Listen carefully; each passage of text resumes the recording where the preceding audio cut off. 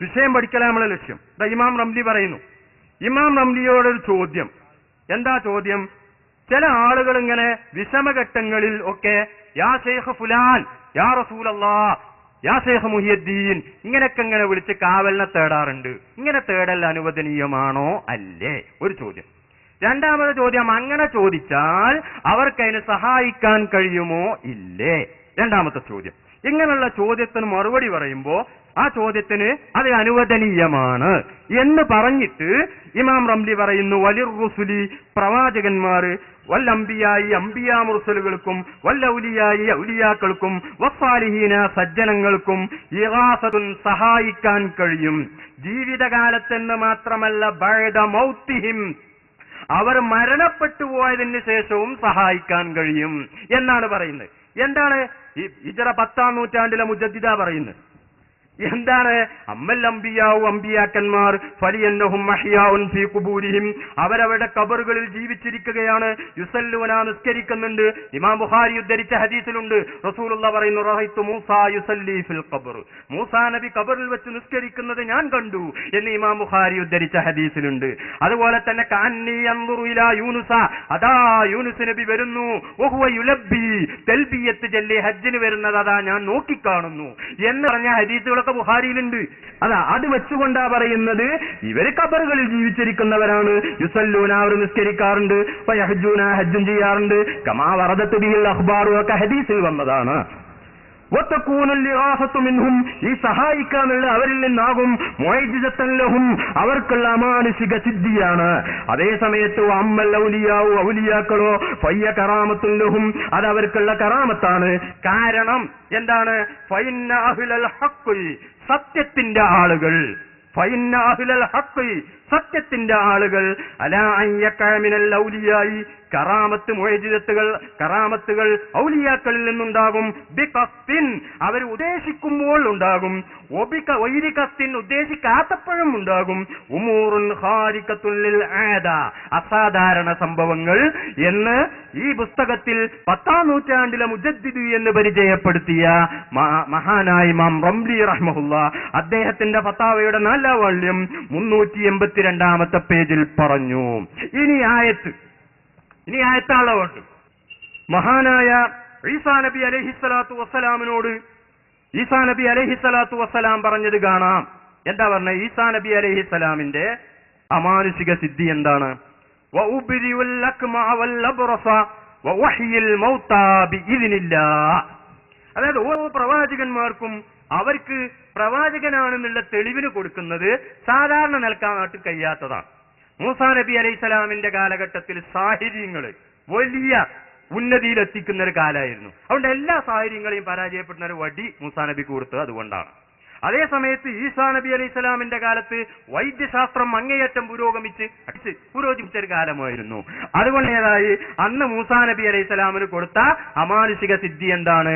ഉബ്രിഉൽ അക്മഅ, പ്രസവിക്കുന്ന സമയത്ത് തന്നെ കണ്ണില്ലാത്ത ആൾക്ക് കണ്ണു കൊടുക്കുക. പ്രസവിക്കുമ്പോൾ തന്നെ കണ്ണില്ലാത്ത ആൾക്കാണ് അക്മഹ് എന്ന് പറയാം, അവർക്ക് കണ്ണു കൊടുക്കുക. അതുപോലെ തന്നെ മറ്റൊന്ന് വൽ അബ്റസ, വെള്ളപ്പാണ്ട് രോഗിയെ സുഖപ്പെടുത്തുക. വെള്ളപ്പാണ്ട് രോഗത്തിന് മരുന്ന് അന്നുള്ള ഡോക്ടർമാർക്ക് അതിന് മരുന്ന് കൊടുക്കാൻ കഴിയൂല. ഇന്ന് കഴിയോ? വെള്ളപ്പാണ്ടിന് മരുന്ന് കണ്ടുപിടിച്ചിട്ടുണ്ടോ? വെള്ളപ്പാണ്ടിന് മരുന്ന് കണ്ടുപിടിച്ചിട്ടുണ്ടോ ഈ കാലത്ത്? ഏതായാലും വെള്ളപ്പാണ്ടിന് മരുന്ന് കൊടുക്കുക. വഹ്യിൽ മൗത, മരിച്ചവരെ ജീവിപ്പിക്കുക. അതിനിപ്പോ ഏതായാലും ഒന്നും കഴിയൂല. വഹ്യിൽ മൗത, ഇതൊക്കെ എങ്ങനെയാണ് ചെയ്യുന്നത്? എന്റെ സ്വന്തം കഴിവുകൊണ്ടല്ല, ബിഇദ്നില്ലാഹ്, അള്ളാഹുവിന്റെ സമ്മതപ്രകാരം, അള്ളാഹുവിന്റെ വേണ്ടുക പ്രകാരം, അള്ളാഹുവിന്റെ ഉദ്ദേശപ്രകാരം. ഇതിന് പറഞ്ഞതിന് സമ്മതം എന്ന് മാത്രമല്ല അർത്ഥം, ഖളാ വേണ്ടുക എന്നർത്ഥമുണ്ട്, അതുപോലെ തന്നെ ഉദ്ദേശം എന്നർത്ഥമുണ്ട്. എല്ലാ അർത്ഥം ഇവിടെ ഉദ്ദേശമാണ്. അപ്പോ അള്ളാഹുവിന്റെ സമ്മതപ്രകാരം മരിച്ചവരെ ഞാൻ ജീവിപ്പിക്കും. അതുപോലെ തന്നെ വെള്ളപ്പാണ്ട് രോഗിയെ ഞാൻ സുഖപ്പെടുത്തും. അതുപോലെ തന്നെ മറ്റു പ്രസവിക്കുന്ന സമയത്ത് കണ്ണില്ലാത്ത ആളുകൾക്ക് ഞാൻ കണ്ടുകൊടുക്കും.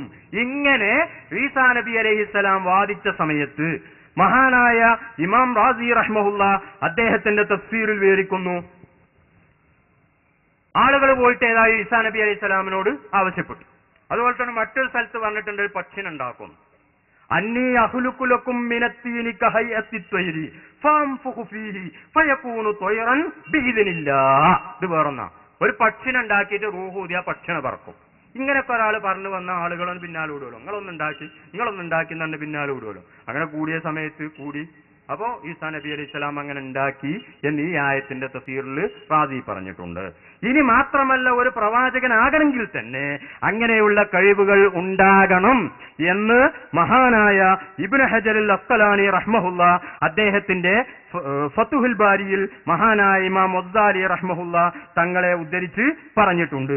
അദ്ദേഹം പറയുന്നു, പ്രവാചകന്മാർക്ക് ഒരു വിശേഷണമുണ്ട്, പ്രവാചകനാകാനുള്ള വിശേഷണമാണ്. ഉദാഹരണമായിട്ട് നമ്മളെപ്പോലെ ആയ പ്രവാചകനാകാൻ കഴിയൂല എന്നുള്ള കാര്യം ഉറപ്പാ. ഉദാഹരണമായിട്ട് ഞാൻ അത് വായിക്കുന്നതിന് മുമ്പ് ഒരു ഉദാഹരണം പറയാം. ഇപ്പൊ ജിബ്രീൽ അലൈഹി സ്വലാമിനെ കാണാൻ നമ്മളെ കണ്ടുകൊണ്ട് കഴിയൂല. ജിബ്രീലിന്റെ സംസാരം കേൾക്കാനും നമുക്ക് കഴിയില്ല. ജിബ്രീൽ വന്നാൽ നമ്മളെ കാണാൻ കഴിയോ? ഇവിടെ മലക്കുണ്ട് അറിയാം, നമ്മൾ നോക്കിയിട്ട് കാണുന്നില്ലല്ലോ. മലക്കിന്റെ ശബ്ദം കേൾക്കാനോ മലക്കുമായി സംസാരിക്കാനോ മലക്കുമായി ആശയവിനിമയം നടത്താനോ സാധാരണഗതിയിൽ ഒരു മനുഷ്യന് കഴിയില്ല. അതുകൊണ്ട് പിന്നെ ഏതാകണം? മലക്കിന്റെ പ്രകൃതിയൊന്ന് വേറെയാണ്, മനുഷ്യന്റെ പ്രകൃതിയൊന്ന് വേറെയാണ്. ആശയവിനിമയം നടക്കണമെങ്കിൽ പറയുന്ന ആളും പറയപ്പെടുന്ന ആളും തമ്മിൽ എന്തോ ഒരു ബന്ധം വേണം.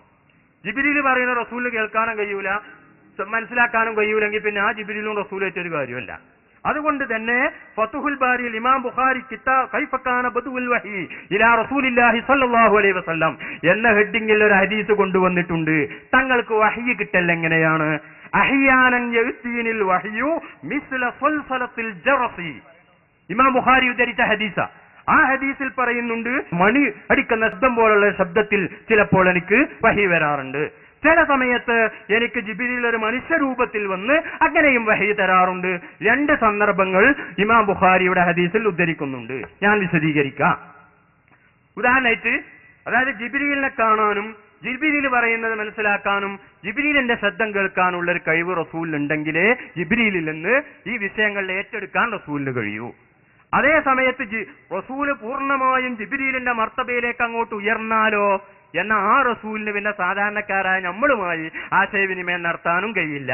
അതുകൊണ്ട് റസൂലിൽ രണ്ട് വകുപ്പ് വേണം. ആത്മീയമായ റസൂലിന് മലക്കൂത്തി പ്രകൃതിയും ശാരീരികമായ മനുഷ്യപ്രകൃതിയുമാണുള്ളത് എന്ന് ഈ ഹദീസ് വിശദീകരിച്ച് ഹാഫിദ് ഇബ്നു ഹജറുൽ അസ്ഖലാനി റഹ്മഹുല്ല അദ്ദേഹത്തിന്റെ ഫതുഹുൽ ബാരിയിൽ വളരെ വ്യക്തമായി പറഞ്ഞിട്ടുണ്ട്. അപ്പൊ ചില സമയത്ത് റസൂൽ ജിബ്രീലിന്റെ മർത്തബയിലേക്ക് അങ്ങോട്ട് ഉയരും, അതാണ് മിസ്ല സൽസലത്തിൽ ജറസി എന്ന് പറഞ്ഞത്. ചില സമയത്ത് ജിബ്രീൽ മനുഷ്യ പദവിയിലേക്ക് ഇങ്ങോട്ട് താവും, അതാണ് മനുഷ്യരൂപത്തിൽ വരുമെന്ന് പറഞ്ഞത്. അപ്പൊ ഇങ്ങനെയുള്ള ജിബ്രീലിന്റെ ശബ്ദം കേൾക്കാനും ജിബ്രീലുമായി ആശയവിനിമയം നടത്താനും കഴിയുന്ന ഒരാൾക്കേ ജിബ്രീലിന് ആശയവിനിമയം നടത്താൻ കഴിയൂവെന്ന് ഇമാം ബുഖാരി ഉദ്ധരിച്ച ഹദീസിന്റെ അടിസ്ഥാനത്തിൽ ഹാഫിദ് ഇബ്നു ഹജറുൽ അസ്ഖലാനി റഹ്മഹുല്ല പറഞ്ഞിട്ടുണ്ട്. ഇനി വ്യക്തമായി തന്നെ അദ്ദേഹം ഈ ആശയം പറയുന്നത് കേൾക്കൂ. വലഹു നബിക്കുണ്ട് സിഫത്തുൻ, ഒരു വിശേഷണം, തത്തിമ്മു ലഹു, ആ വിശേഷണം കൊണ്ട് നബിക്ക് പൂർണ്ണമാകും. അൽഅഫ്ആലുൽ ഖാരിഖത്തു ലിൽ ആദാത്ത്, അസാധാരണമായ കാര്യങ്ങൾ ചെയ്യാൻ കഴിയുന്ന ഒരു കഴിവ് നബിക്കുണ്ട്. അങ്ങനെയാകുന്ന ആളെ പ്രവാചകനാകൂ എന്നാണ് ഫതുൽ ബാരിയിൽ പറയുന്നത്. ഏതുപോലെ? കസിഫത്തി, ഒരു വിശേഷണം പോലെ. അല്ലത്തി, എങ്ങനെയുള്ള വിശേഷണമാണ്? ബിഹാ, അതുകൊണ്ട് തത്തിമ്മുൽ വൈരിഹി, പ്രവാചകർ അല്ലാത്തവർക്ക് പൂർത്തിയാകും. അൽ ഹർക്കാത്തുൽ ഇഖ്തിയാരിയ, അവർ ഉദ്ദേശിക്കുന്ന സമയത്ത് ഇപ്പൊ എനിക്ക് കൈ അടിക്കാനും അല്ലെങ്കിൽ കൈ വട പിടിക്കാനും എന്ത് ചെയ്യാനും ഉറങ്ങാനും നടക്കാനും ഇതൊക്കെ ചെയ്യാനുള്ള ഒരു കഴിവ് നമുക്ക് അല്ലാഹു അപ്പോൾ നൽകുന്നത് പോലെ നബി സല്ലല്ലാഹു അലൈഹി വസല്ലമ തങ്ങൾക്ക് അസാധാരണമായ കാര്യങ്ങൾ ചെയ്യാനുള്ള ഒരു കഴിവ് അപ്പോൾ നൽകിക്കൊണ്ടിരിക്കുകയാണ്. അങ്ങനെ ഒരു വിശേഷണം നബിക്കുണ്ട്. മാത്രമല്ല വലഹു സിഫത്തുൻ, നബിക്കൊരു വിശേഷണമുണ്ട്. യുബ്സിറു ബിഹാ, ആ വിശേഷണം ഉപയോഗിച്ച് നബിക്ക് കാണാൻ കഴിയും. അൽ മലായികത്ത, മലക്കുകളെ കാണാൻ കഴിയും. നമുക്കിപ്പോ മലക്കുകളെ കാണാൻ കഴിയില്ല.